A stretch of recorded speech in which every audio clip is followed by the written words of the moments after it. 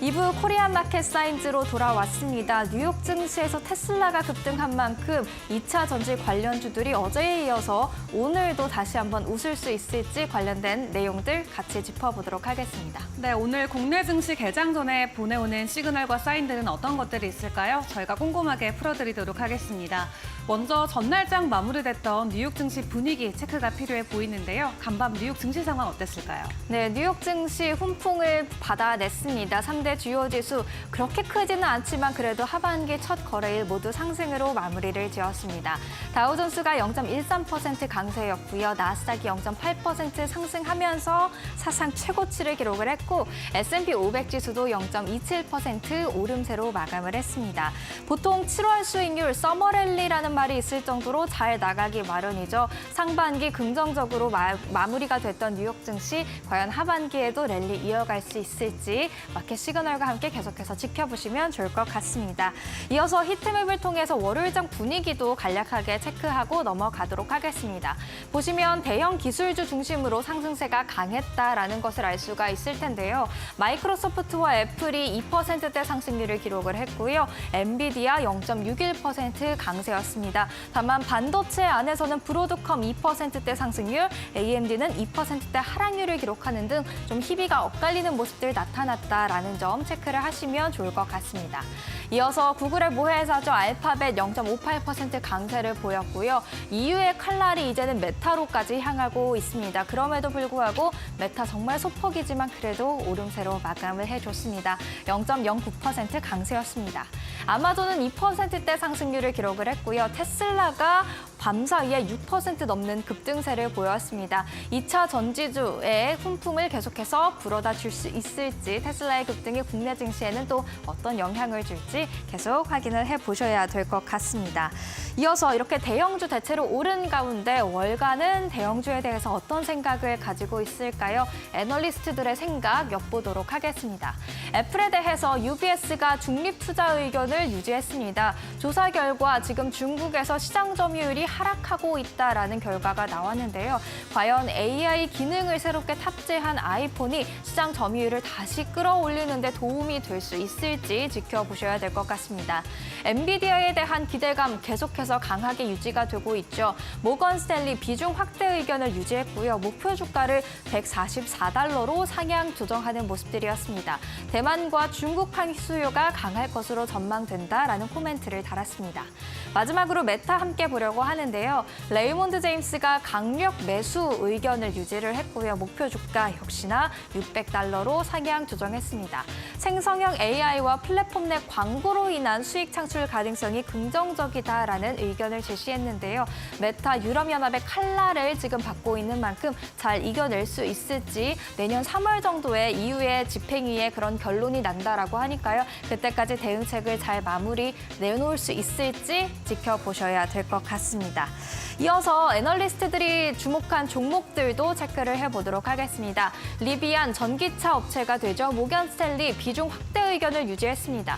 서비스를 제공할 수 있는지가 미래를 결정할 것이다 라는 설명인데요. 이 서비스라 하면 차 내에 소프트웨어가 되겠습니다. 소프트웨어를 통해서 또 수익을 창출할 수 있는 방법들이 있으니까요. 그 부분에 좀 집중할 필요가 있다라는 코멘트가 되겠습니다. 버라이즌과 AT&T 이런 통신주 관련해서 골드만삭스 매수 의견을 제시했습니다. 무선 사업과 데이터 센터 사업이 긍정적이다라고 이야기를 했는데요. 데이터 센터에도 이런 통신 관련된 기술들이 필요하기 마련이죠. 관련해서 보시면 좋을 것 같습니다. 넥스테라 에너지 같은 경우에는 RBC가 섹터 퍼폼으로 투자 의견 한 단계 하향 조정했습니다. 장기적으로 5에서 8%대의 배당 성장률을 유지하지 못할 것 같다라는 의견을 달았는데요. 이렇게 배당금이 깎이게 되면 투자 매력도가 떨어지기 마련이죠. 그 부분에 좀 집중하면서 투자 의견 내려온 것으로 보여집니다. 마지막으로 버킨스탁 같은 경우엔 신발로 잘 알려져 있죠. UBS 매수로 투자 의견 한 단계 상향 조정했습니다. DTC, Direct to Consumer, 소비자에게 직접 판매하는 전략 생각보다 잘 펼치고 있고요. 아시아 태평양 지역에서 급속도로 성장하고 있다라는 코멘트를 달았습니다. 이어서 월요일장에서는 좀 주의 깊게 보셔야 되는 게 국채금리가 아닐까 싶습니다. 이 부분 그래서 살펴보려고 하는데요. 지금 10년물 국채금리가 다시금 4.5%에 도달하는 모습들이 나타나고 있습니다. 4.2%대에 조금 횡보하던 그런 국채금리 다시금 심리적 저항선인 4.5%까지 올라오는 모습들 확인할 수가 있는데요. 대선 토론에서 그 어느 누구도 국가의 부채를 줄이기 위한 정책을 제시하지 않았다라는 설명이 뒤따르고 있습니다. 지금 국가 부채가 증가하게 되면 국가 경제 펀더멘탈에 대한 의문이 생길 수가 있겠죠. 그에 따라서 해당 국가가 발행하는 채권, 국채 같은 경우에도 매력도가 떨어질 수밖에 없습니다. 그래서 국채 가격이 떨어지고 있다는 것을 확인할 수 있고요. 국채 가격과 반대로 움직이는 국채 금리, 국채 수익률의 경우 이렇게 올라가는 것을 확인할 수가 있겠습니다. 그리고 단기채보다는 장기채의 금리가 지금 더 빠르게 올라가고 있다는 점도 체크를 하시면 좋을 것 같습니다. 게다가 바이든 대통령보다 트럼프 전 대통령이 재집권하게 될 경우 인플레이션이 더 끈적하게 안 내려올 수 있다라는 분석까지 제기가 돼 있죠. 그럴 경우 금리 인하가 더뎌질 수 있고 국채 금리는 더 오를 수 있다라는 점 알고 계시면 좋을 것 같습니다. 한편 인플레의 고조는 금리 인하를 늦추고 또한 강달러를 부추기기도 합니다. 그래서 달러 인덱스 움직임도 한번 체크를 해보고자 합니다. 달러 인덱스가 좀 오르는 모습들을 보였는데요. 장 마감에는 소폭 하락하는 모습들이 그래도 나타나기는 했습니다. 지금 달러 인덱스 105 수준에서 나타나고 있습니다. 이렇게 월요일장 정리를 해보도록 하겠습니다. 이어서 월가의 전략가를 만날 시간인데요. 제조업 지표가 좀 약하게 나왔습니다. 이 부분에 대해서 설명했습니다. 함께 들어보시죠.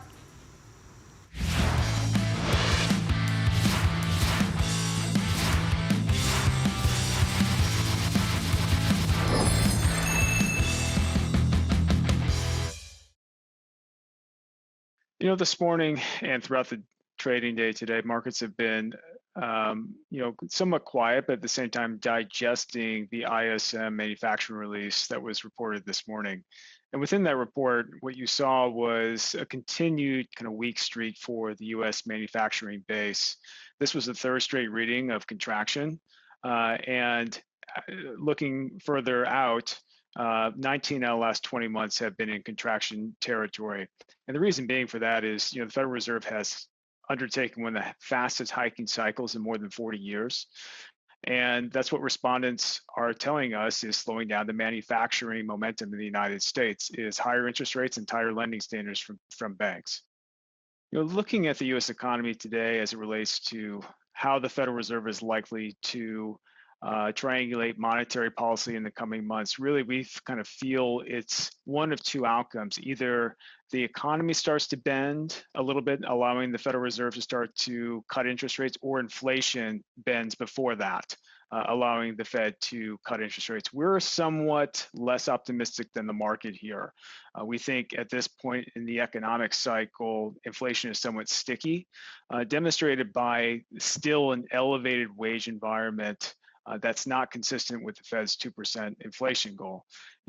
Wages need to be somewhere between 3 and 3.5%. The latest update that we've seen for the month of May with the payroll report was that wages are about 4.2% up year on year. For inflation to sustainably get down to a 2% level and stay there, we do need to see continuing normalization of the labor market in the form of wages. And that is still proven to be elusive for the Federal Reserve to have the confidence to start cutting interest rates.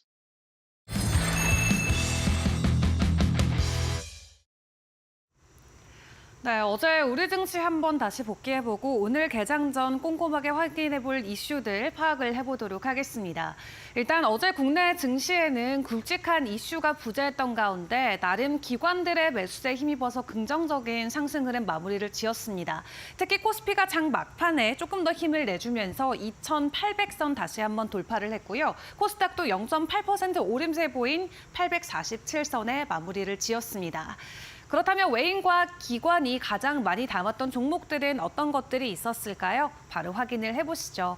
일단 어제는 제약 쪽 그리고 2차 전지 관련주들의 매수세가 강했던 모습을 확실히 확인을 해볼 수 있겠습니다. HLB나 이 삼성 바이오로직스와 같은 이 제약 바이오주가 상위단에 이름을 올렸고요. 그리고 에코프로도 그 전날에 이어서 어제도 상위에 이름을 올리기도 했습니다. 삼성 바이오로직스도 자회사들이 계속해서 긍정적인 실적을 개선해 줄 것이다라는 이 증권가의 긍정적인 리포트도 함께 있었고요. 이어서 이 기관 쪽의 순매수 상위 종목들도 파악을 함께 해보시죠. 기관 쪽도 이 외국인들과 마찬가지로 2차 전지 그리고 제약 바이오 쪽에서의 매수세가 확실하게 강했던 하루였습니다. 이 비만 치료제 관련해서 펩트론이 어제 기관 쪽 코스닥에서는 순매수 상위 종목 1위에 이름을 올렸고요. 이 아프리카 TV를 운영하고 있는 숲 같은 경우도 지난주에 이어서 2주 연속으로 지속적으로 상위 종목에 이름을 올려주고 있는 모습이 포착이 되고 있습니다. 그리고 에코프로 그룹주 나란히 상위단에 이름을 올려주기도 했고요. 코스피 쪽에서도 보시면 제약바이오 관련 대형주들이 상위에 모두 이름을 올리고 있는 모습을 확인을 해보실 수 있겠습니다. 그렇다면 이슈별로 놓고 봤을 때는 어떤 재료와 어떤 종목이 올랐는지 어제에 대한 복귀 다시 한번 이어가 보도록 할 텐데요. 일단 첫 번째로 보실 부분은 비만 치료제 쪽이 되겠습니다. 이 비만 치료제 시장 자체가 지속적으로 확대되고 있다. 그리고 더 좋아질 것이다라는 전망이 나오고 있는 가운데 지난해 매출만 1조 원을 넘겼던 노보노디스크의 싹센다가 이제 특허 만료 예정이 돼 있습니다. 그렇기 때문에 바이오시밀러 개발이 지속적으로 활발하게 이어지고 있고 또 중국 쪽에서도 비만 치료제와 관련된 이슈가 부각이 되고 있는 만큼 국내 관련주들에게까지도 온기가 그대로 퍼지는 모습이 나옵니다. 어제 관련해서 인벤티지랩이 상한가 안착을 했고요. 펩트론도 18% 오름폭 키우면서 52주 신고가 달성을 했습니다. 그리고 반도체 관련해서 특히 CXL 관련주들 어제 흐름 나쁘지 않았죠. 오킨스 전자가 17%, 엑시콘도 17% 가까운 반등 흐름을 보였는데 삼성전자가 CXL 상용화 기대감이 있기 때문에 관련주들이 어제 두 자릿수 이상의 상승 흐름을 받아간 모습 확인해 볼 수 있겠습니다. 삼성전자가 CXL D램을 세계 최초로 개발을 했었고 지금은 상표 4건의 출원을 모두 완료한 상황인데요. 아무래도 HBM단에서는 이 선발주자의 타이틀을 빼앗긴 만큼 CXL 쪽과 관련해서는 지속적으로 승기를 잡아가려는 모습이 나오고 있습니다.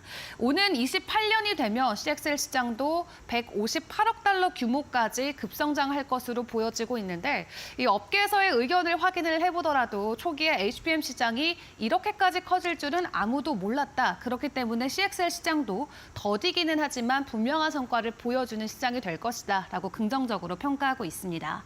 그리고 올해 하반기에 인텔 CPU에서 이 CXL 2.0을 탑재한 버전이 출시가 되면은 본격적으로 개화기에 들어갈 수 있다라는 평가도 있고요. 어제 산자부에서 내놓았던 6월의 수출 동향을 확인을 해봤을 때 반도체 수출이 역대 최대치를 경신했다고 합니다. 그 전월 대비해서도 50% 넘게 증가하는 모습을 보이면서 어제 CXL 관련주들뿐만 아니라 전반적으로 반도체 안에서의 온기도 퍼졌습니다. 마지막으로 우크라 재건 쪽도 확인을 해보시죠. 주말 사이에 사실 나왔던 소식인데 어제 관련주들이 유의미한 상승 흐름을 보여줬습니다. 휴림 네트워크스 상한가 안착하면서 어제 52주 신고가 들어가는 모습이 나왔고요. 한국 기업들 같은 경우는 이미 경험도 많고 기술도 풍부하기 때문에 우크라이나 재건에서는 오히려 한국 기업들이 더 유리할 수 있다라는 평가가 나오고 있고요. 일부 시급한 지역들은 이미 재건 작업을 들어간 것으로 보여지고 있습니다. 그리고 지난달에 이 러시아의 푸틴 대통령이 북한의 방한을 방문을 했던 부분을 놓고 오히려 우리나라와 이 우크라이나의 관계가 더 도독해질 수 있다. 경제적으로는 긍정적인 효과를 불러올 수 있다라는 평가도 받고 있는 만큼 어제장에서 관련주들 일단 움직임을 보여주기도 했습니다. 그럼 오늘 개장 전에 우리가 함께 확인해 볼 이슈는 어떤 것들이 있을까요? 크게 두 가지 보도록 할 텐데요. 첫 번째로는 한화 그리고 두산의 이야기입니다. 지금 이 전투기를 놓고 이미 엔진을 제외한 나머지 모든 부품은 우리나라가 국산화에 성공을 한 상황이라고 하는데요. 이제는 엔진까지도 우리가 독자적으로 개발에 나선다라고 합니다. 대표적으로 하나와 두산이 이 독자 전투기 엔진 개발에 나선다라고 하는데 앞으로 10년 동안 연구해야 되는 개발 비용만 3조 원이 넘을 것으로 보여지고 있고요. 여기에 소재 개발이나 부품 또 가공 기술을 내재화하게 되면 최대 규모로 한 5조 원 정도는 예상을 해야 된다고 합니다. 그래도 정부에서 어느 정도 지원금이 나올 것으로 보여지고 있는 가운데 전체 항공엔진 시장이 글로벌 시장에서는 150조 원 규모이기 때문에 이 정도의 투자는 부담스럽지 않다라는 의견도 있는 상황이고요. 지금 항공엔진 시장에서 사실 영국이나 미국 쪽 기업들이 거의 80%의 점유율을 가지고 있는 만큼 만약 하나와 두산이 독자 엔진 개발에 성공하게 된다면 이제 우리도 100% 국산화되는 전투기를 만들 수 있다라는 기대감이 나오고 있습니다. 대표적으로 두 종목 어제 종가 현황으로 함께 확인을 해보시죠. 어제 하나솔루션과 두산 에너빌리티는 모두 하락폭이 나왔습니다. 다만 해당 소식 어제 장 마감 이후 전해진 만큼 오늘 긍정적인 모습으로 전환될 수 있을지 함께 체크를 해보시고요. 이어서 두 번째 이슈로 넘어가서 확인을 해보면 현대와 기아차의 모습 오늘 확인이 필요해 보이는데요. 어제 발표됐던 현대차와 기아의 수출 동향을 함께 확인을 해보시면 상반기에 지난해보다도 조금 부담스러운, 조금 부진했던 모습이 나왔다고 합니다. 현대차와 기아의 상반기 판매가 361만 대로 지난해 대비해서는 1.1% 감소하는 모습이 나왔고요. 특히 내수가 굉장히 부정적이었다고 하는데 그럼에도 불구하고 해외 쪽에서는 나름 견조한 실적을 보여줬습니다. 170만 대를 기록하면서 1.9% 해외 쪽에서는 증가분이 나왔고요. 그래도 긍정적인 부분은 하반기에 지속적인 신차 라인업이 나온다라는 게 될 것 같은데 일단 아이오닉 라인업을 확대해서 전기차 쪽에서도 신규 라인을 볼 수 있을 것 같고요. 또 하이브리드 차량 같은 경우도 신규 라인업 대기가 현재 준비가 되어 있습니다. 그리고 현재 주가적인 측면에서 놓고 보더라도 나름 아직까지는 PER 측면에서 매력적인 구간에 주가 움직이고 있고요. 또 그리고 인도 IPO 시장에 대한 기대감까지 있는 만큼 당장의 상반기 매출이 줄어든 부분은 부정적일 수 있겠습니다만 하반기에 대해서는 긍정적인 흐름을 계속 이어가줄 수 있을 것으로 전문가들은 기대하고 있습니다.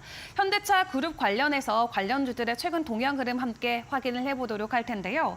어제장에서 보여지는 모습을 확인을 해보시면 전반적으로 서로 엇갈리는 모습이 나오긴 했습니다. HL반도나 한온시스템 어제는 긍정적인 흐름을 이어간 반면 기아나 현대차 같은 경우는 하락폭이 컸는데 특히 현대차가 3% 정도 조정이 나왔습니다. 오늘 해당 소식으로 추가적인 조정이 나올지 혹은 하반기에 있는 모멘텀에 더 집중해서 긍정적인 상승 흐름을 보여줄지 지켜보셔야 될 것 같고요. 간밤에 테슬라가 긍정적인 가격 상승을 보여준 만큼 오늘 전기차 관련 업체들 혹은 2차 전지주들 다시 한번 상승을 이어갈 수 있을지 이 부분도 체크해 보시면 좋겠습니다.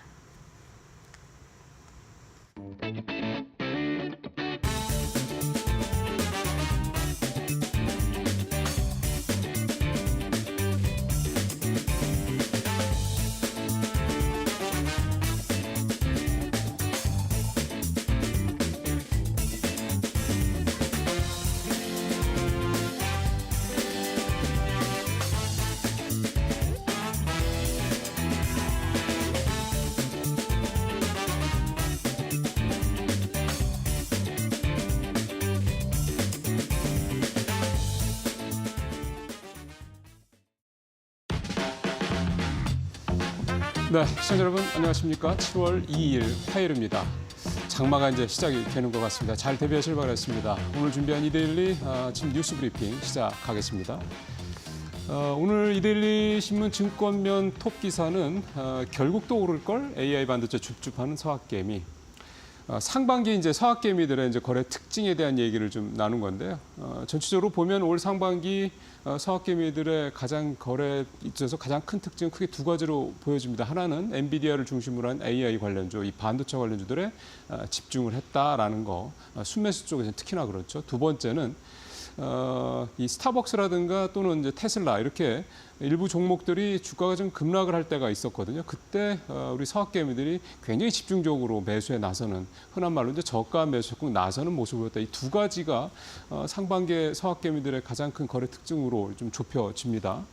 특히 지난주만 놓고 보더라도 지난주에 이제 엔비디아를 비롯한 AI 관련주들, 특히 이제 마이크론 테크놀로지 주가 좀 부진했었죠. 그때 상당히 많이 사들이는 그런 모습을 보였는데 지금 표에서도 나옵니다만 이 노란색 이 선 그래프는 순매수 현황이고, 주가 현황이고 막대 그래프가 이제 순매수 금액을 나타내는데.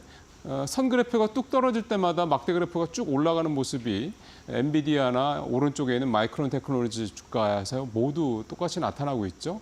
그러니까 이런 식으로 이제 굉장히 좀 좋아하는 또 지지하는 또 잘 나갈 거라고 예상을 하는 그런 종목들 같은 경우는 주가가 조금 뭐 일부 조정을 받을 때마다 굉장히 적극적으로 매수하는 그런 모습을 나타났다 이렇게 볼 수가 있겠습니다. 지난주만 보더라도 가장 많이 산 종목이 필라델피아 반도체 지수 3배 추종 ETF하고 역시 엔비디아, 마이크론 테크놀로지였다라는 게 지난주 상황에서도 그대로 좀 드러났고요. 다만 이제 이렇게 되다 보니까 이제 역시 이제 뭐 우려의 목소리, 걱정하는 목소리 당연히 나옵니다. 워낙에 이제 뭐 시장에서도 이들 AI 관련주들은 좀 과매수 상태다, 주가가 좀 높다 이런 얘기가 나오는데 실제로 엔비디아가 어제 기준입니다만 퍼가 71배, 브로드컴 같은 경우 62배, AMD 같은 경우는 이제 93배나 되다 보니까 지금 S&P 평균 어떤 퍼에 비하면은 뭐 적게는 3배, 많게는 너댓 배 가까이 이렇게 높은 상황입니다. 당연히 이제 고평가된 대목이라고 볼 수가 있는 건데요. 추격 매수 적절하냐 여부, 뭐 추격해서 살 수 있고 뭐 장기간 뭐 보유할 수 있는데 아무래도 이제 지금 높은 상태 들어갈 경우 그만큼 수익을 올릴 수 있는 이 부분이 좀 적어진다는 부분을 감안하시면서 매수에 나서시는 부분들 신중하게 고려하시길 바라겠습니다.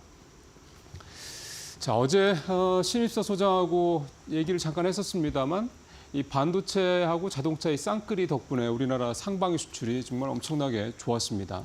3,348억 달러 역대 2위 규모인데요. 좀 표에서도 보실 수 있겠지만은 수출액도 그렇고 수출률도 그렇고 큰 폭으로 좀 오르는 모습이 나타나고 있습니다. 특히 작년 대비해서 작년 수출이 좀 좋지 않았는데 올해는 활짝 뛰어오르는 그런 모습을 좀 보이고 있고요. 가장 큰 견인차는 반도체입니다. 뭐 어느 정도 예상을 했던 바였는데 반도체 수출 같은 경우는 무려 1년 전에 비해서 52%나 증가를 했습니다. 작년에 반도체 힘들다 했던 어떤 그런 게 언제적 그랬냐 싶을 정도로 무색할 정도로 반도체 수출이 크게 늘어났고요. 모바일이나 PC, 그다음에 SSD 같은 이런 IT 제품 수출도 굉장히 많이 늘었습니다. 두 번째는 자동차입니다. 이것도 역시 예상을 했던 바인데요. 전년 대비 4% 정도 올랐고 역시 상반기 최대인데 이 반도체하고 자동차 두 섹터만 합쳐도 1,000억 달러가 넘어서 우리나라 전체 수출의 3분의 1을 차지할 정도입니다. 뭐 물론 이제 좀 편중된다라는 거 이건 사실 참 지적을 안 할 수는 없긴 한데 어쨌든 이 두 업종 덕분에 우리가 올 상반기에 수출을 이렇게 역대 최대 수준에 근접할 정도 끌어올렸습니다.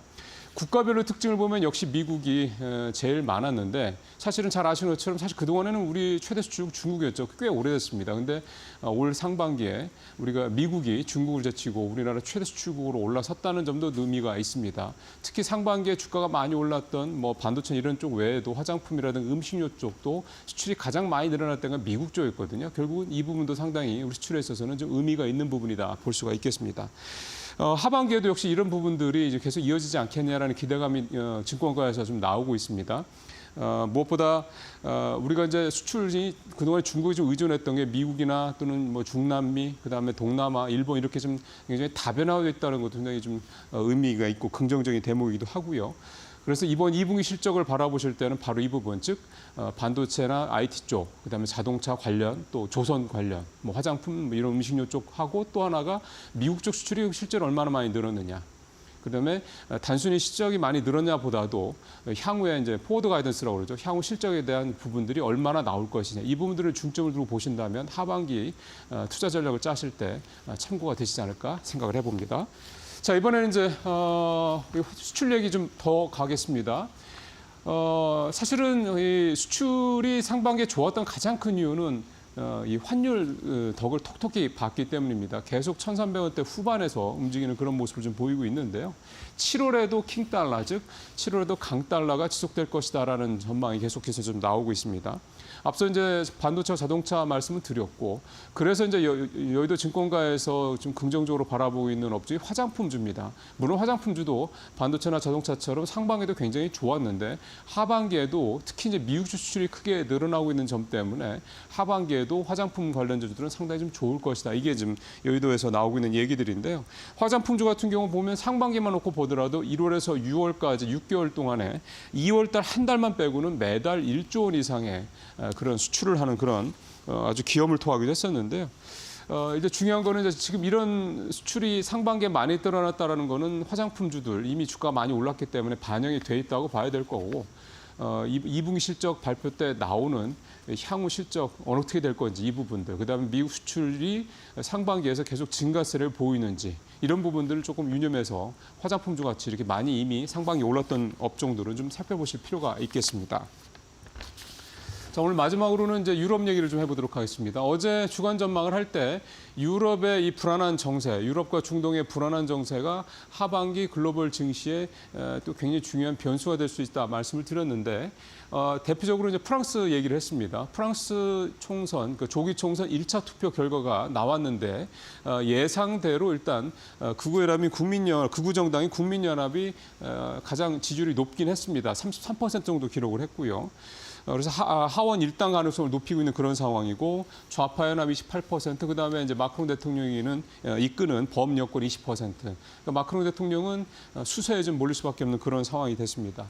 사실 시장에서 어제 저도 말씀드렸던 것처럼 가장 걱정스러운 부분은 이 극우 정당인 국민연합이 과연 과반 이상을 확보를 해서 총리를 낼 수 있느냐 여부, 이게 가장 큰 걱정거리였는데 일단 이 부분에 대한 걱정은 좀 많이 줄었습니다. 그러니까 1차에서 33% 지지율을 얻는데 그쳤기 때문에 일당이라고는 해도 일단 과반을 확보하기는 어려운 상황이 됐고요. 하지만 이제 마크롱 정부와 함께 이제 연정을 만들 수는 있을 것으로 보입니다. 이렇게 되면 당연히 여러 가지 국민연합에서 내세웠던 포퓰리즘적인 그런 정책들, 그러니까 재정 적자를 높일 수 있는 그런 정책들이 일부 실현될 가능성이 그만큼 높아졌다고 볼 수가 있겠습니다.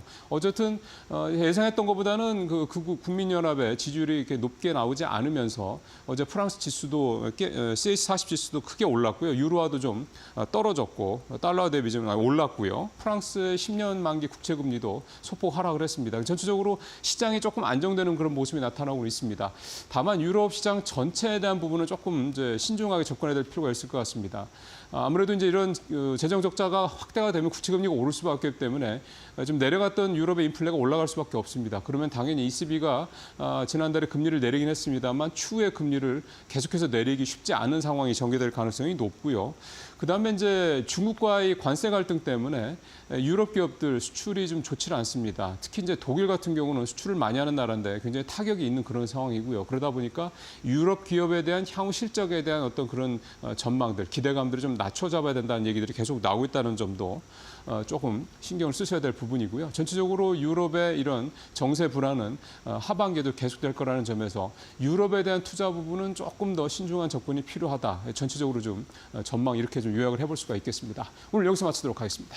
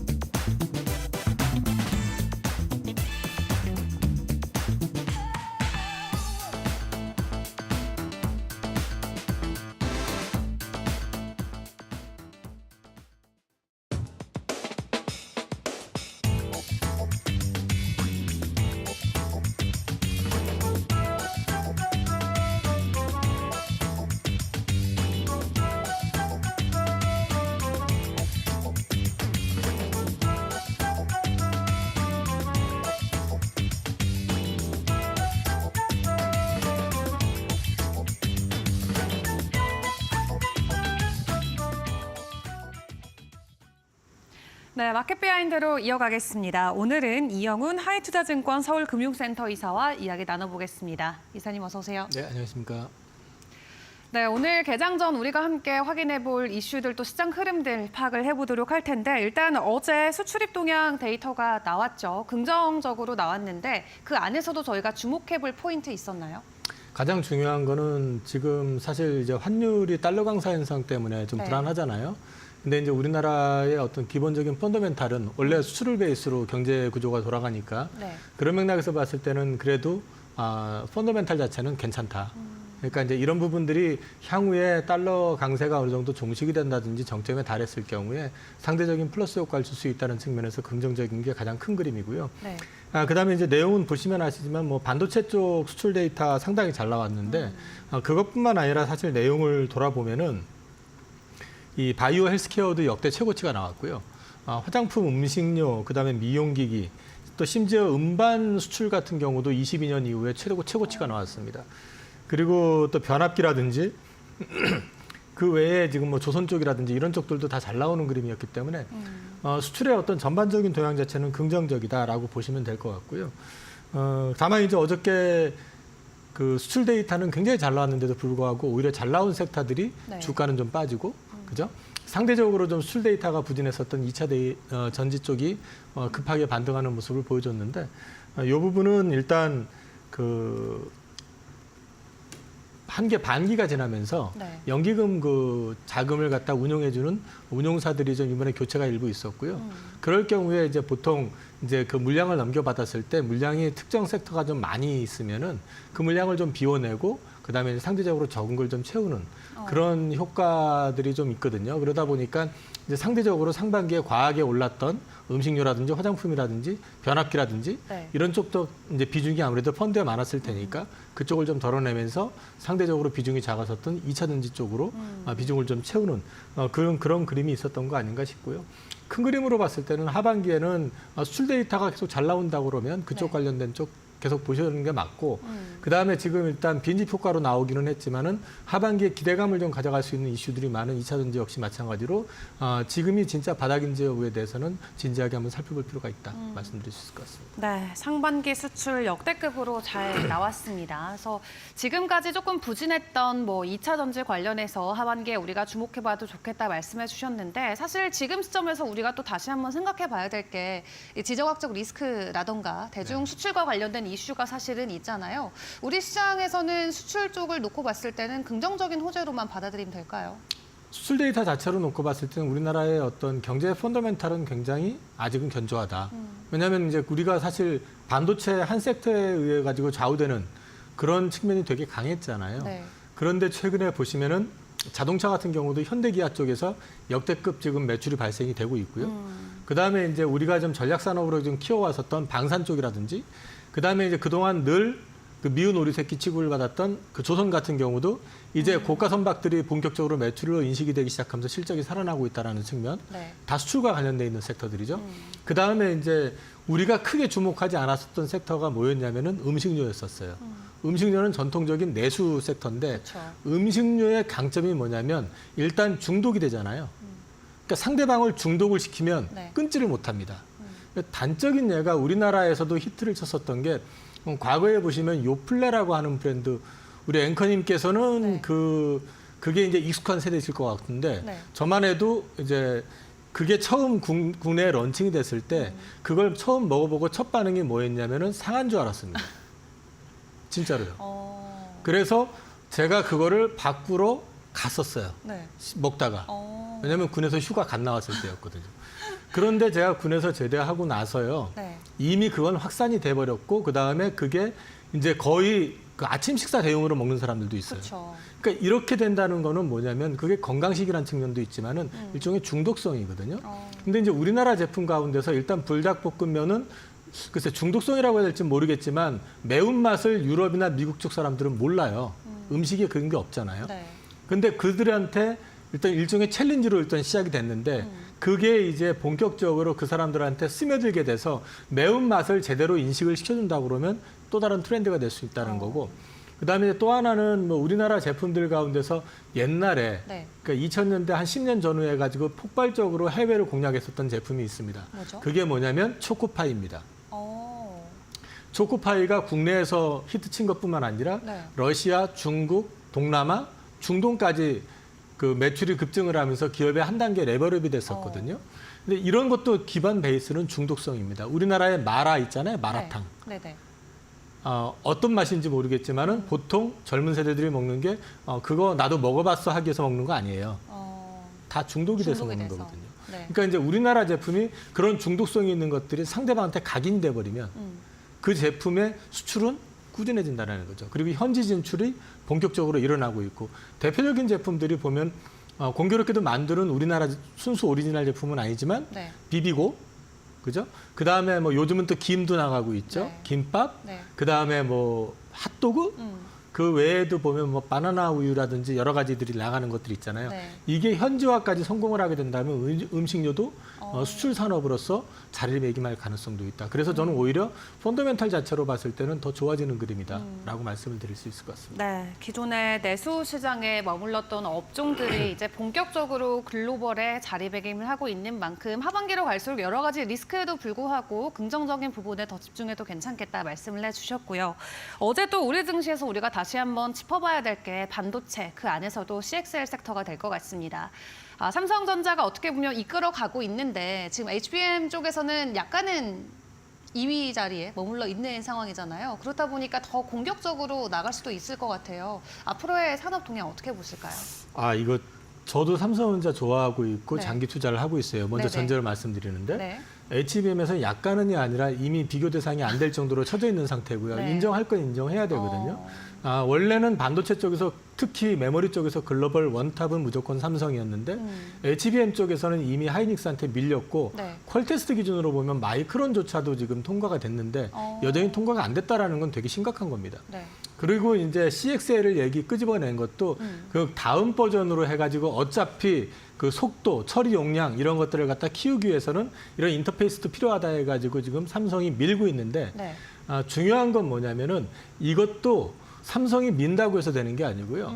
실제로 소요되는 산업에서 그 인프라가 구축이 돼야 됩니다.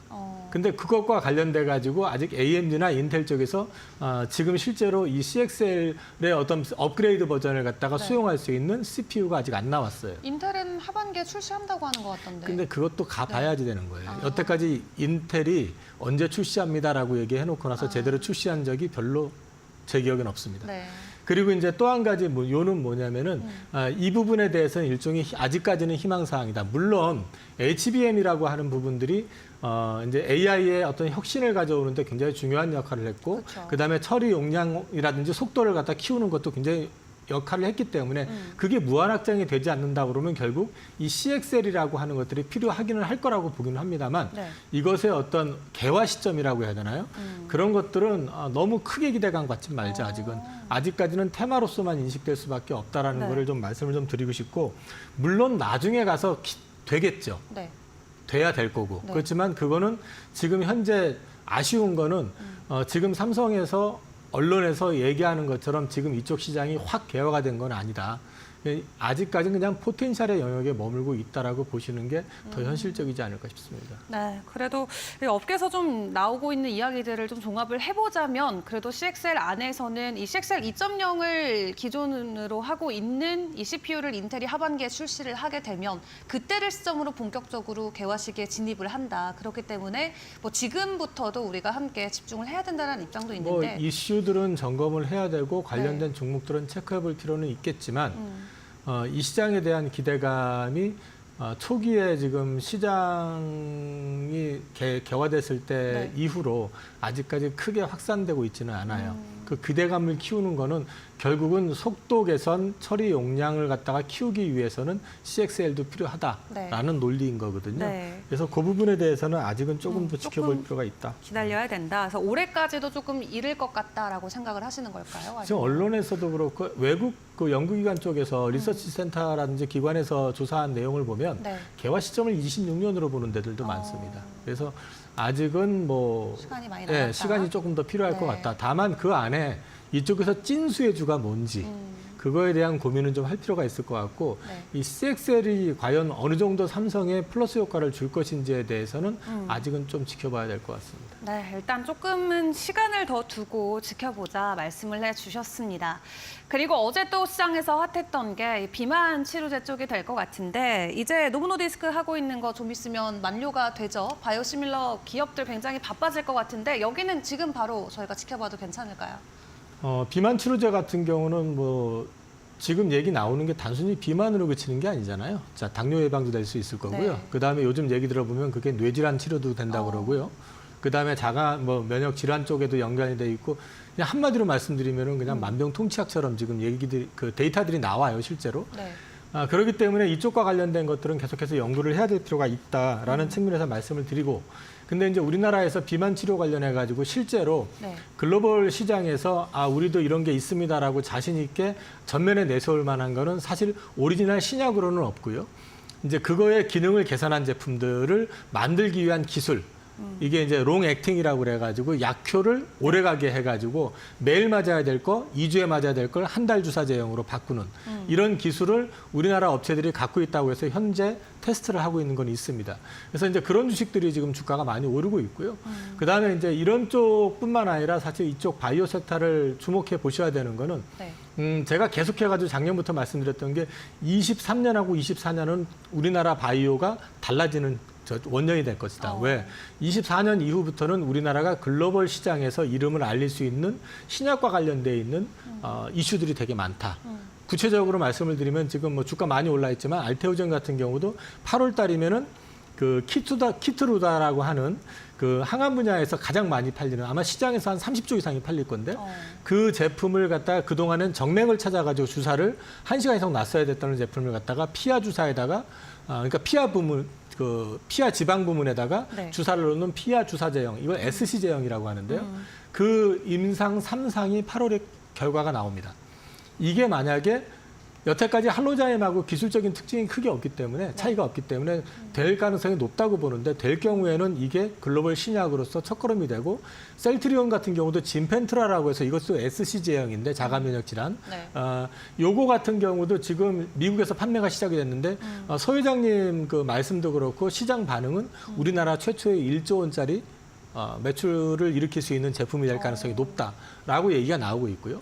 그다음에 이제 유한양행 관련해서 렉나자, 이게 병용 투여하는 거였었잖아요. 존슨앤존스, 얀센 쪽에서 이제 같이 리브리반트하고 이제 병용 투여하는 건데, 이것도 결과가 8월 20일 전후에 나옵니다. 이렇게 되면은 신약 승인이 결정이 되게 되면 이것도 역시 글로벌에서 1차 치료제로서 위상을 가지게 될 가능성이 높다라는 거죠. 그거 외에도 지금 보시면은 앞서 말씀드렸던 뭐 그 비만 치료제 관련해 가지고 네. 이제 주사 제형을 뭐 한 달에 한 번씩 맞는 주사 기술, 이런 것과 관련돼 있는 기술을 갖고 있는 것들도 있고, 최근에 네. 뭐 에이프릴 바이오도 라이센스 아웃이 됐지만 여러 가지 이슈들, 한올 바이오 파마도 자가 면역 질환 치료제 쪽으로 해서 이건 기간이 조금 연기가 됐습니다만 뭐 중국 쪽에서는 지금 신약 승인 아마 내년으로 연기된 것 같고요. 그다음에 이제 미국에서 임상 진행하고 있는 것들이 있기 때문에 이런 것들이 구체화되게 되면 진짜 글로벌 신약이 우리나라 이름 브랜드를 갖다 붙여가지고 탄생하는 첫 해가 될 가능성이 높다. 그게 네. 중요한 게, 걔네들이 만약에 글로벌 신약으로 판매가 되기 시작하면 돈을 벌잖아요. 네. 그럼 그 돈을 가지고 뭐 했을 거를 생각해 보냐면, 그 돈을 가지고 낙수 효과라고 있잖아요. 또 다른 신약 파이프라인을 갖다 찾아서 끌어당긴다는 거죠. 유한양행이 어저께도 지금 하나를 라이센스인을 했거든요. 그런 식의 효과가 나오면 국내 바이오텍 전반이 한 단계 올라가는 그런 그림이 나올 수 있다라고 말씀드릴 수 있을 것 같습니다. 네, 정말 어려운 단계들을 거쳐서 이제 올해면 정말로 우리나라 이름을 단, 타이틀을 단 신약이 나올 수 있을지, 이에 대한 기대감 하반기 바이오주 안에서도 뜨거울 것 같습니다. 예, 그럼에도 그 중에서도 또 이제 중국 쪽에도 본격적으로 비만 치료제 관련 이슈가 스며들면서 국내에서도 어제도 관련주들이 계속 뜨거웠었는데, 사실 이 미국에서는 이미 여러 기업들 뭐 테바나 노바티스 그리고 비아트리스가 이미 바이오시밀러 출시 계획을 밝힌 만큼 좀 국내 제약사들이 한 발 늦을 수도 있다, 이런 의견도 있던데 어떻게 보실까요? 국내 제약사 중에서는 한미약품이 아마 자체 임상 물질을 가지고 지금 그 임상 이상인가 지금 진행하고 있는 걸로 알고 있거든요. 네. 그리고 이제 국내 시밀러 업체들 가운데서 이쪽 그 비만 치료제 쪽으로 해가지고 지금 적극적으로 임상을 진행하고 있다라는 얘기를 저는 들어본 기억은 없어요. 근데 이제 어저께 보니까 바이오플러스에서 노브노 그 특허 종료된 거 그거 이제 개발하겠다라는 얘기도 했던 것 같고요. 이제 국내에서도 아무래도 우리나라 시밀러 하면은 어쨌든 셀트리온이라고 하는 이제 유력한 업체가 있잖아요. 그래서 셀트리온을 위시해가지고 이 시밀러 쪽으로 해가지고 능력을 가진 회사들이 쫓아간다 그러면은 이 시밀러 제품의 특징은 뭐냐면요. 임상 이상이 필요 없습니다. 1상과 3상만 진행하면 되기 때문에 임상 기간이 생각보다 짧습니다. 그렇기 때문에 우리가 준비만 하면은 금방 붙을 수도 있어요. 그래서 뭐 당장에 중국 업체들이 막 치고 나간다고 해서 그 업체들께 다 되는 게 아니라 결국 우리나라의 그 바이오 시밀러 업체들도 마음만 먹으면 또는 그 시장에 대한 확신만 쓰면 얼마든지 지금도 접근이 가능할 것 같다. 그리고 따라가는 데 문제 없다라고 네. 말씀드릴 수 있을 것 같습니다. 바이러 시밀러 관련해서는 속도가 크게 좌지우지하지는 않을 것이다. 언제든지 따라갈 수 있다 말씀을 해주셨습니다. 오늘 도움 말씀 여기까지 함께 보도록 하겠고요. 이용훈 하이투자증권 서울금융센터 이사와 함께했습니다. 수고하셨습니다. 네, 감사합니다.